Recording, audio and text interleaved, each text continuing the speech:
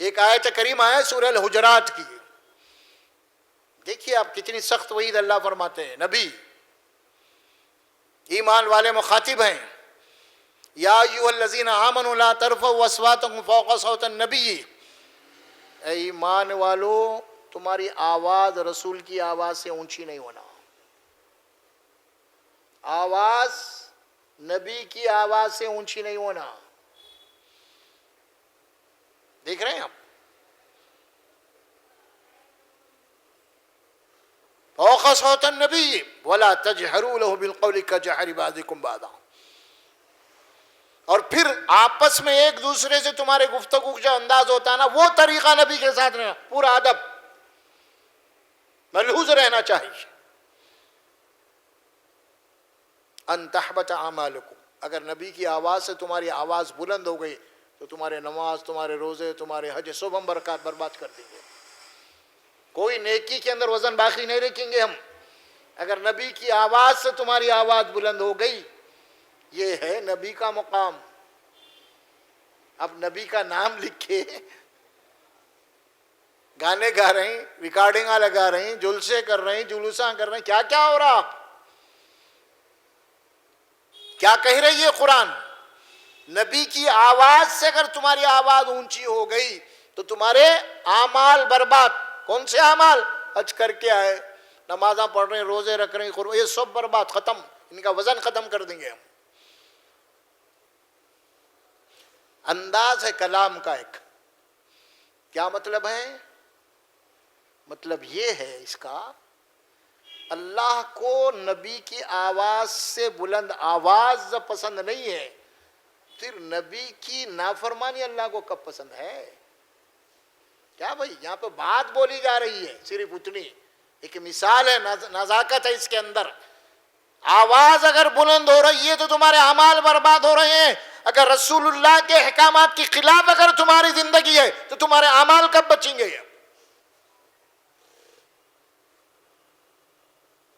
دیکھو آپ بولتے ہیں نا، ہم لوگ کچھ احکام دے گا آپ کیا کام کرنے والا اس کو کیا بولتے ہیں؟ ہم یہی بولتے ہیں، ارے جتنا بولے اتنا کر، زیادہ پکار مت. ختم. یہ ہے نبی کا مقام، اور اس مقام کو صحابہ کرام سمجھنے والے تھے.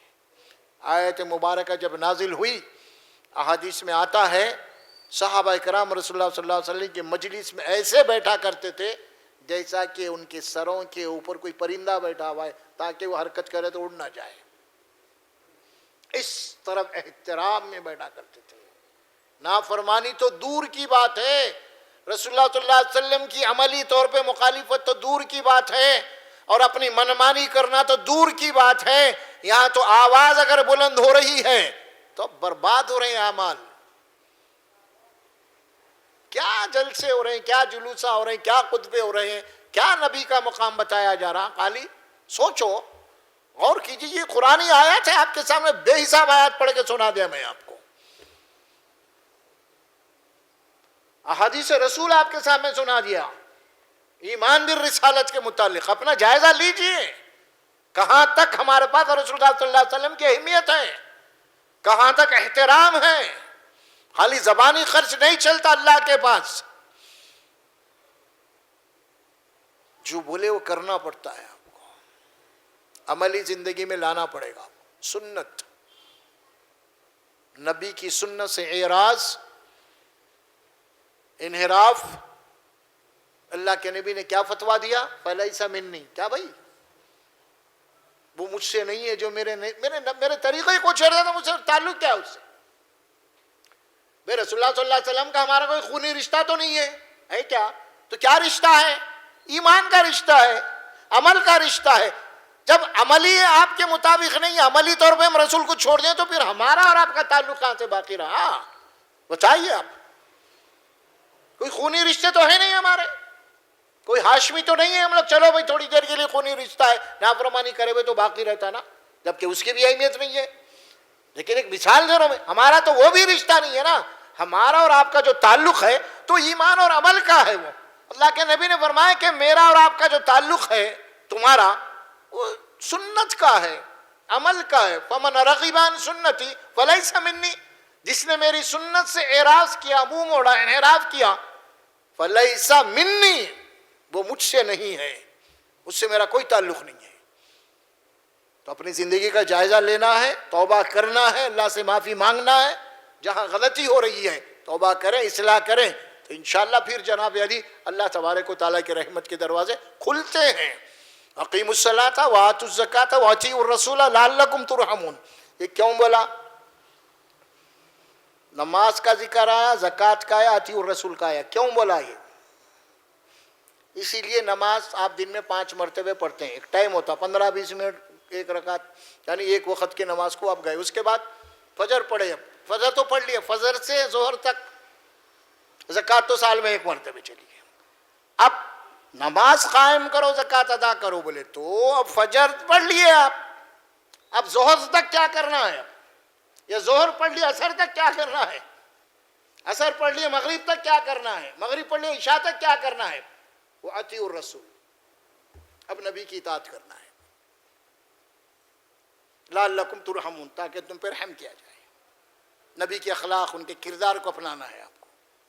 ابھی بتایا جنت کی ضمانت آپ دے رہے ہیں، لیکن شرط کیا ہے؟ یہ 6 شرائط ہیں، اس کو پورا کرو، میں خود جنت کی ضمانت تمہارے لیے دوں گا۔ ہم بول رہے ہیں خالی لکا روحی فدا، لکا ورنہ مالی فدا، جانی فدا، یہ سب بول رہے ہیں، کچھ کرنے کے لیے تیار نہیں ہے۔ میری سفارش چاہتے ہو جنت میں جانے کی تو یہ 6 اعمال ہیں، اسے پورا، یہ پوری زندگی کو گھیرے ہوئے 6، وہ پورا کرو تو پھر میں خود بخود جنت کے بعد ٹھہر کے تم کو جنت میں بھیج کے میں بعد میں جاؤں گا پھر، لیکن کرو پہلے دنیا میں مجھے یہ دیو ضمانت۔ تم کہاں ہیں آج؟ نہیں ہے میرے بھائی، سوچئے، ایمان کوئی معمولی بات، مذاق نہیں ہے ایمان، کوئی دین کوئی مذاق نہیں ہے۔ آپ بنمانی کے جیسا گاڑو ڈگڈگی بجا لیا نکل گیا، ویسا کچھ نہیں، ایسا نہیں ہے، بہت بڑی اہم ہے، اللہ کا دین ہے، خالق کائنات کا دین ہے، یہ بہت بڑی بات ہے، یہ بہت بڑی بات ہے، اس کی عظمت کو سمجھنے کی ضرورت ہے۔ تو بہرحال چونکہ اللہ کا احسان تو ایک ہے، ایمان کی چنگاری تو ہم کو ملی ہے، لیکن اس چنگاری کو اور ہم کو بھڑکانا ہے، اس ایمان کو زندگی میں لانا ہے، اور اطاعت رسول ہر معاملے ہم کو کرنا ہے۔ نبی سے سچی اور پکی محبت یہی ہے۔ آپ نے فرمایا مجھ سے محبت کرنے والا وہ ہے جو میری سنت سے محبت کرتا ہے، لیکن میری سنتوں کو چھوڑ کے خالی محبت محبت بولا تو وہ محبت نہیں، جھوٹا ہے، شیطان کے دھوکے میں ہے، انہیں شیطان اس کو دھوکے میں ڈال دیا، یہ کر لے وہ کر لے کچھ بھی کر لے، نہیں ہے۔ تو میں آپ سے درخواست کرتا ہوں اپنے ایمان کا جائزہ لیجئے اور اپنی زندگی کی اصلاح کیجئے، کتاب اللہ اور سنت رسول اللہ کو اپنے لیے نمونہ بنائیے، انشاءاللہ اللہ تبارک و تعالیٰ کی رحمتیں ہمارے گھروں کے اندر نازل ہوں گے انشاءاللہ تبارک و تعالیٰ۔ بارک اللہ لی ولکم فی القرآن العظیم ونفعنا وإياكم بالآیات والذکر الحکیم، اقول قولی ھذا استغفر اللہ لی ولکم ولسائر المسلمین برحمتک یا ارحم الراحمین۔